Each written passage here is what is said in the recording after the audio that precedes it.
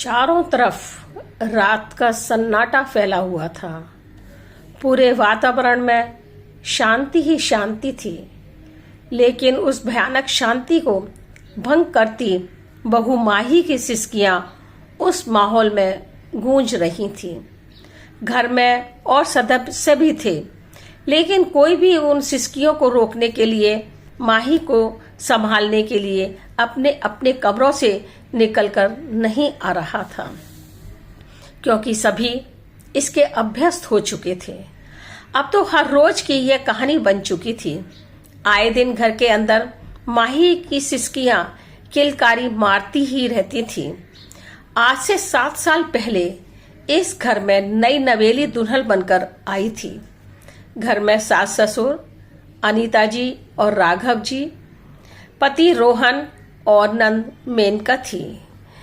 जब शादी होकर माही इस घर में आई थी, उस समय वह PGT की पोस्ट पर एक अच्छे स्कूल में जॉब कर रही थी। उसको प्रति माह 45,000 रुपये सैलरी मिल रही थी। घर का माहौल ठीक था। वह अपनी नौकरी कंटिन्यू करने के लिए स्वतंत्र थी, इसलिए एडजस्टमेंट में उसे कोई परेशानी नहीं आई। पूरा परिवार उसे भरपूर सहयोग देता था। सब कुछ ठीक ठाक चल रहा था। समय का पहिया घूम रहा था। कुछ समय बाद वह गर्भवती हुई और उसने एक प्यारे से बेटे व्योम को जन्म दिया। 6 महीने की उसे मैटरनिटी लीव मिल गई थी। उसके बाद उसने दोबारा ऑफिस ज्वाइन कर लिया। सुबह वह खाना बनाकर जाती और उसके जाने के बाद अनीता जी व्योम की देखभाल करती थी। घर के साफ सफाई, बर्तन झाड़ू आदि के लिए हेल्पर लगा हुआ था। घर पूरी तरह से अच्छा चल रहा था। पर 2 साल पहले एक बड़ा हादसा हो गया। एक भयंकर एक्सीडेंट में रमन जी की मृत्यु हो गई और अनीता जी अधिक चोटों के कारण 20 दिन हॉस्पिटल में रहीं। हॉस्पिटल से आने के बाद भी उनको संभालने की जरूरत थी। अब घर में 24 घंटे किसी न किसी का होना आवश्यक हो गया। इसके ऊपर पैसों की भी जरूरत थी, क्योंकि घर के खर्चों के अतिरिक्त अनीता जी का ट्रीटमेंट भी चल रहा था। रमन जी का भी पूरे विधि विधान से अंतिम संस्कार किए गए थे। इस कार्य में भी काफी पैसे खर्च हो चुके थे। घर में 2 सदस्य रोहन और माही ही कमाने वाले थे। मेनका भी अपनी पढ़ाई समाप्त करके ही चुकी थी। उसने एक जॉब भी ज्वाइन कर ली थी। अब बेटा और सास की देखभाल कैसे की जाए, यह समस्या उत्पन्न हो रही थी। इसलिए माही को अपना जॉब छोड़ना पड़ा। माही ने नौकरी छोड़कर अपने घर को बड़ी मेहनत से संभाल लिया। सुबह 5 बजे से उठकर सारा दिन घर के कामों में लगी रहती थी। सुबह उठकर सभी का नाश्ता तैयार करना, रोहन, मेनका और व्योम का टिफिन तैयार करना, इसके साथ ही अनीता जी नहलाना, उन्हें तैयार करना, दवाई देना, चाय नाश्ता सब समय पर देना। वह हर चीज का ध्यान रखती थी। मेनका तो शाम को ही घर थकी हारी आती थी, इसलिए कुछ घर के कामों में मदद नहीं कर पाती थी। ये तो माही की दिन रात की मेहनत थी, जिसके कारण अनीता जी धीरे धीरे ठीक होती जा रही थी। अपने छोटे मोटे काम स्वयं करने लगी थी। जब थोड़ी और ठीक हुई तो पिछले साल मेनका के लिए एक अच्छा सा लड़का देखकर उसकी शादी कर दी। मेनका की शादी की तैयारी के लिए वह बैठे बैठे सारी बातें माही को बताती रहती थी और वह शांति से करती चली जाती थी। पता नहीं क्यों पिछले 6 महीने से माही और रोहन के रिश्तों में दरार पड़ती जा रही थी। वह अब ऑफिस से टाइम से घर नहीं आ रहा था। कभी रात को 12 बजे, कभी 2 बजे और कभी कभी तो दूसरे दिन आने लगा था। माही के पूछने पर कहता, ऑफिस में बहुत अधिक काम चल रहा है, बिल्कुल फुर्सत ही नहीं मिलती है। माही भी यही समझती रही कि सचमुच ही ऑफिस में अधिक काम चल रहा होगा। एक दिन राघव जब बाथरूम में था, उसके फोन पर एक कॉल आई। माही कभी रोहन का फोन आमतौर पर उठाया नहीं करती थी, पर पता नहीं क्यों उस दिन उसने फोन उठा लिया। माही हेलो बोल भी नहीं पाई थी, तभी सामने से एक आवाज आई, अरे यार कब तक आओगे घर पर? पिछली बार की तरह लेट मत हो जाना, आज हमारी डेट है। सुनकर माही खड़ी की खड़ी रह गई। माही कुछ बोल ही नहीं पाई तो फिर दूसरी तरफ से आवाज आई, आप जवाब क्यों नहीं दे रहे हो? सॉरी, आप कौन बोल रही हैं? कांपती आवाज में माही ने पूछा। जवाब नहीं मिला, बल्कि फोन ही काट दिया। फिर माही ने रोहन का फोन चेक किया। उसमें जया नाम की लड़की थी, जिससे रोहन एक एक घंटे तक बात करता था। जब माही ने उसकी व्हाट्सएप चैट पढ़ी तो उसका दिमाग चकरा गया। जब रोहन बाथरूम से बाहर आया तो माही के हाथ में अपना फोन देखकर एक पल के लिए वहीं खड़ा रह गया। उसे देखकर माही ने पूछा, यह जया कौन है? कोई नहीं, हमारी कंपनी की क्लाइंट है, इससे ज्यादा और कुछ नहीं। रोहन ने नीचे सिर कर रखा था और फिर जल्दी जल्दी तैयार होने लगा। फिर दोबारा, सचमुच सिर्फ क्लाइंट है। माई की बात सुनकर रोहन बिना नाश्ता किए बैग और मोबाइल लेकर चला गया।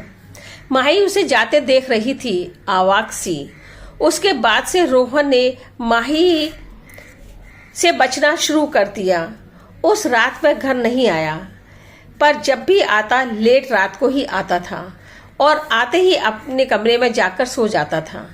लेकिन अब कुछ दिनों से माही ने सवाल करने शुरू कर दिए थे, पर रोहन जवाब दे रहा था। पर एक इतवार सुबह जब सब लोग नाश्ता कर रहे थे, उस समय रोहन भी वहीं पर बैठा था। उसी समय जया का फोन आया तो वह नाश्ता बीच में छोड़कर बाहर चला गया। यह देखकर माही का दिमाग खराब हो गया। फिर माही ने अपनी सास के सामने रोहन से सवाल करने शुरू किए। बोली, आखिर ये क्या चल रहा है तुम्हारे और जया के बीच में? बताते क्यों नहीं? माही के अचानक कहने पर अनीता जी ने बारी बारी माही और रोहन को देखा। रोहन अंदर जाने लगा तो माही ने उसे अंदर नहीं जाने दिया। तब अनीता जी बोली, बहू तुम यह क्या कह रही हो? मम्मी आप खुद ही पूछ लीजिए अपने बेटे से कि मैं क्या कह रही हूँ। आखिर यह जया कौन है? क्या रिश्ता है इसका और उसका? यह सुनकर अनीता जी ने रोहन से जया के बारे में पूछा तो रोहन ने नीचे नजरें कर और वहां से जाने लगा। लेकिन माही दरवाजे पर खड़ी हो गई। बताओ मुझे, जवाब चाहिए मुझे। क्यों धोखा दे रहे हो मुझे? क्या कमी रह गई थी हमारे रिश्ते में जो तुम मेरे साथ ये धोखा कर रहे हो? मुझे तुम पसंद नहीं हो। खुद को देखा है तुमने कभी आईने में? क्या है तुम में ऐसा जो मैं तुमको पसंद करूं? मुझे मॉडर्न पत्नी चाहिए थी जो मेरे कदम से कदम मिलाकर चल सके, लेकिन तुम तो घरेलू महिला बनकर रह गई हो। अब तुम में वह अट्रैक्शन नहीं है। मुझे तुम्हें देखकर कोई फीलिंग नहीं आती है, इसलिए अब मैं जया को पसंद करता हूँ और अब मैं उससे शादी करना चाहता हूँ। गुस्से में आकर रोहन ने अपने दिल की बात बोल दी और माही को धक्का देकर घर से चला गया। उसकी बात सुनकर अनीता जी भी अचंभे में आ गईं। माही अब जोर जोर से रोने लगी। इसके बाद जब रोहन घर आया तब गीता जी ने रोहन को समझाने की पूरी कोशिश की। तब रोहन ने सीधा सीधा जवाब दिया, या तो आप अपना बेटा रख लो या फिर अपनी इस बहू को। मैं तो इसे तलाक दूंगा और जया से शादी करूंगा। अब मुझे कोई नहीं रोक सकता है। अगर आप मेरा साथ देंगी तो आपका बेटा आपके साथ रहेगा, वरना जया के साथ शादी करके कहीं और चला जाएगा। यह सुनकर अनीता जी चुप रह गईं। अब तो घर में हर समय लड़ाई झगड़ा हंगामा होने लगा। जो रोहन को समझाता है वह उसी के साथ झगड़ा करता।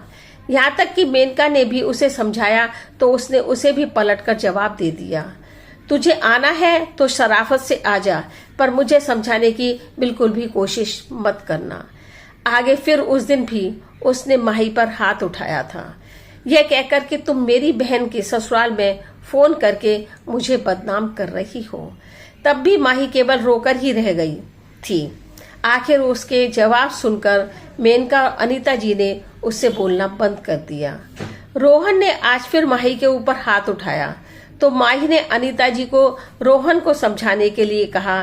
तब अनीता जी ने जवाब दिया, मेरा तो इकलौता बेटा है बहू, मैं क्या कर सकती हूँ, मुझे तो इसी के साथ रहना है। आखिर तुम्हारे लिए मैं अपने बेटे का साथ नहीं छोड़ सकती हूँ। अगर जया उसे पसंद है तो मैं क्या कर सकती हूँ। अपने पति को तुम्हारा कर्तव्य था अपने वश में रखने का। यह कहकर अनीता जी ने बात खत्म कर दी। इसके बाद तो माही पूरी तरह टूट चुकी थी। काफी देर तक रोने के बाद अपने आंसुओं को पोंछते हुए उसे भी अब यह बात समझ में आने लगी थी कि अब इस रिश्ते को जबरदस्ती खींचने से कोई फायदा नहीं, क्योंकि यह तो सिर्फ एक तरफ कोशिश हो रही है। अब तो रोहन के घर वालों ने भी इस बात को स्वीकार कर लिया था कि रोहन को जया पसंद है, तो फिर क्यों वो बेवजह यहाँ अपना समय खराब कर रही है। काफी सोचने के बाद माही ने तलाक लेने का मन बना लिया और फिर इसने रोहन से इस बारे में बात की। सुनकर रोहन बहुत खुश हुआ। तो ठीक है, तलाक हम आपसी समझौते से ले लेते हैं। और रही बात गुजारा भत्ता की, तो मैं तुम्हें 4-5 लाख रुपया दे दूंगा। व्योम को अगर चाहो तो तुम मेरे पास भी छोड़ सकती हो। गुजारा भत्ता तो तुम दे दोगे रोहन, लेकिन मेरे मुआवजे का क्या होगा, माही ने कहा। सुनकर रोहन हैरानी से उसकी तरफ देखने लगा और बोला, मुआवजा? कैसा मुआवजा? मैंने भी अपने पैरों पर खड़े होने के लिए काफी मेहनत की थी। जब मैं शादी होकर इस घर में आई थी तो एक अच्छी खासी नौकरी कर रही थी, पर तुम्हारे परिवार की खातिर मैंने अपनी नौकरी छोड़ दी, अपना बना बनाया करियर दांव पर लगा दिया। जिस समय मैंने नौकरी छोड़ी थी उस समय मेरी मंथली पे 65,000 रुपये थी, जो इन 2 सालों में और बढ़ जाती। और अब इस मोड़ पर तुमने मुझे धोखा दिया है, तो मुझे मेरे नुकसान का मुआवजा चाहिए, जिसकी मैं हकदार हूँ। अचानक माही ने कहा तो रोहन के पैरों से जमीन खिसक गई। ये क्या बकवास कर रही हो तुम? भला कभी ऐसा होता है क्या? रोहन चिढ़ते हुए बोला। क्यों नहीं होता रोहन, ऐसा होता है, और सुप्रीम कोर्ट की नई व्यवस्था के अनुसार ऐसा जरूर होता है। धोखा तुमने दिया, शादी तुम तोड़ना चाहते हो, पर इन सब के साथ मेरा करियर तो बलि चढ़ गया। अब अगर मैं नौकरी की शुरुआत करती हूँ तो जिस जगह पर मैंने नौकरी छोड़ी थी उस जगह पर मैं नौकरी नहीं मिलेगी, मुझे कम में ही नौकरी मिलेगी, माही ने कहा। यह सुनकर रोहन चिढ़ते हुए बोला, आ गई ना अपनी जात पर। सच ही कहा है किसी ने, तुम औरतें सिर्फ पैसों के लिए ही रिश्ता जोड़ती हो। अच्छा, जब मैं तुम्हारे परिवार की सेवा के लिए नौकरी छोड़ी थी तब तो मैं बड़ी आदर्श पत्नी और आदर्श बहू थी, और आज मैं अपने हक के लिए बोल रही हूँ तो तुम मुझे यह सब सुनाने लगे। खैर, जो भी सुनाना है सुनाओ, मुझे अब फर्क नहीं पड़ता, क्योंकि तुमने मुझे मजबूत बना दिया है। अगर मुआवजा देते हो तो ठीक है, वरना मैं कोर्ट के जरिए केस कर दूंगी। तुम्हें जो फैसला करना है कर लो, माही ने कहा और अंदर कमरे में चली गई। थोड़ी देर बाद माही अपने सामान और व्योम का हाथ पकड़कर बाहर आई और अपने मायके चली गई। रोहन ने उसे मुआवजा के पैसे देने से मना कर दिया तो कोर्ट से उसने केस लड़ा, और कोर्ट की नई व्यवस्था के अनुसार उसे गुजारा भत्ते के साथ मुआवजा भी मिला, जो कि उसका हक भी था। इसके बाद माही ने अपने करियर की दोबारा शुरुआत की। हालांकि सैलरी पहले से कम थी, परंतु एक स्वाभिमान उसके साथ जरूर था, और व्योम की देखभाल भी अब वह खुद ही कर रही थी।